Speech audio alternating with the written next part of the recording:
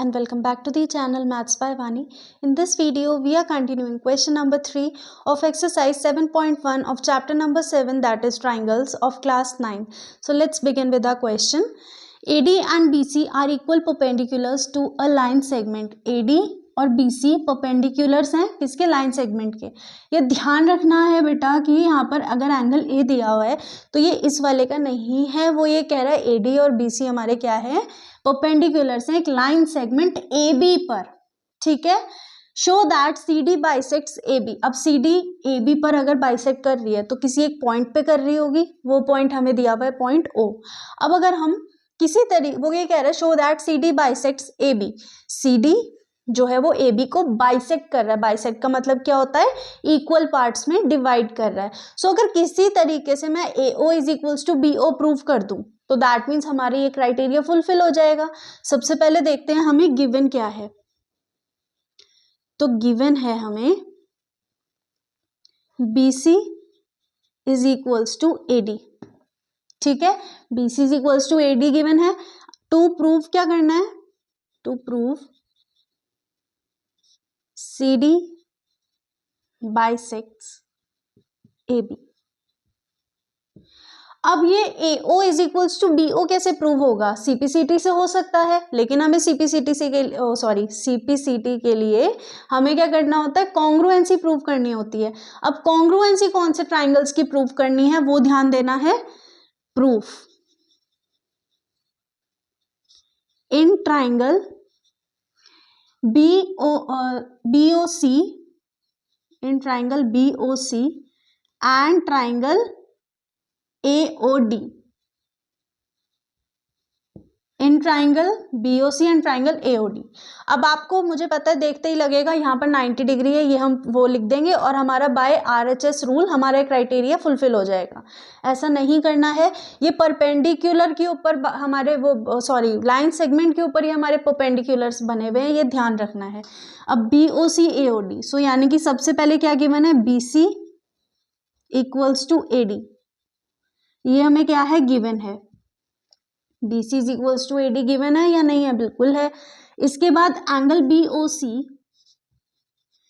Is equals to angle AOD. ये वाला angle इसके इक्वल है, कैसे, वर्टिकली ऑपोजिट एंगल्स. ये आपको प्रैक्टिस से आएगा कि कौन से क्वेश्चन में हमें कौन सी चीज लगानी है या कौन सी हमें कंडीशन लेनी है. सो ये बहुत ध्यान रखने वाली चीज है कि हमें 90 डिग्री दिख तो रहा है बट वो एक्चुअल नहीं है, परपेंडिकुलर है बट किसके ऊपर, लाइन सेगमेंट के ऊपर, ये पार्ट नहीं है इसका. ठीक है, तो हमने ये देखा angle BOC is equals to angle AOD भी हमारा आ गया. अब angle A equals to angle B किसके लिए, perpendicular on lines on segment, perpendicular है ये. अब कौन से रूल से, ये कौन से क्राइटेरिया से ये हमारा फुलफिल हुआ है, by ASA angle side angle triangle BOC is congruent to triangle AOD. अब ये प्रूव हो गया तो AO is equals to BO तो प्रूव हो ही जाएगा. So therefore by CPCT AO is equals to BO. Now because AO is equals to BO, so therefore CD bisects AB. यहाँ पर हमने कर दिया प्रूव, ये हो गया हमारा आंसर. तो आई होप आपको ये समझ आ गया होगा. Now let's move on to our next question. Our question number 4 says L and M are two parallel lines. L और M दो पैरेलल लाइंस हैं, intersected by another pair of parallel lines P and Q. ठीक है. Show that triangle ABC, ये वाला triangle, is congruent to triangle CDA, इस triangle के congruent है. सो सबसे पहले हमें क्या करना होता है, गिवन में क्या है, L parallel to M and P parallel to Q. फिर इसके बाद हम लिखते हैं टू प्रूव. क्या प्रूव करना है हमें, triangle ABC is congruent to triangle CDA. ए। अब करेंगे हम हमारा प्रूफ स्टार्ट। ट्राइंगल डायरेक्ट अगर हमें गिवन है कि भाई हमें ये प्रूव करना है तो हम सीधा इनका ट्राइंगल ही उठा लेंगे। इन triangle A B C and triangle C D A, ठीक है, ए बी सी और सी डी ए, ये हमें प्रूव करना है।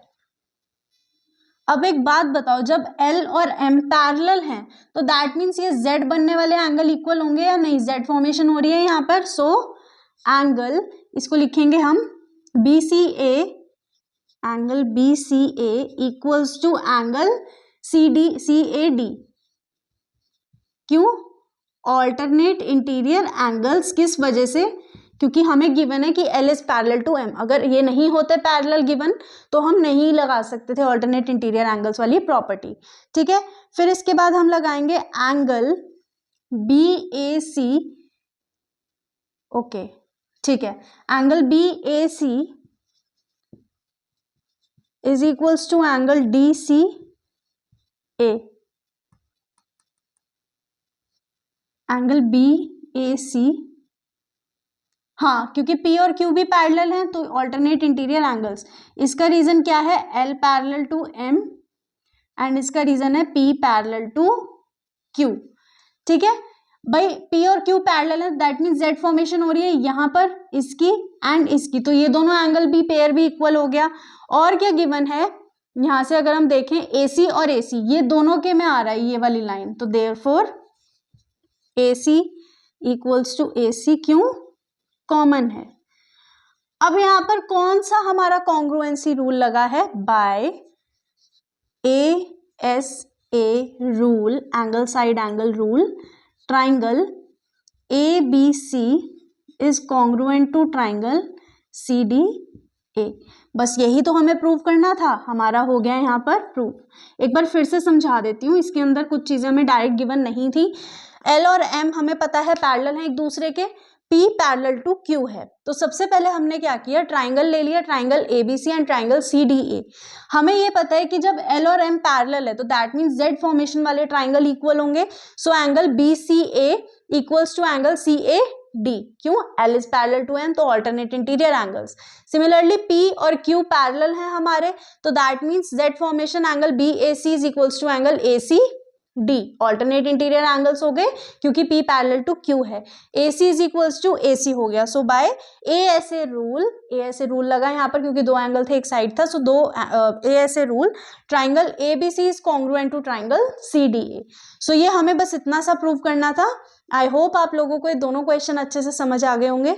सो with this question we are ending our video. Now will see you in next video. Till then keep practicing, make sure to subscribe the channel, press the bell icon and do share this video.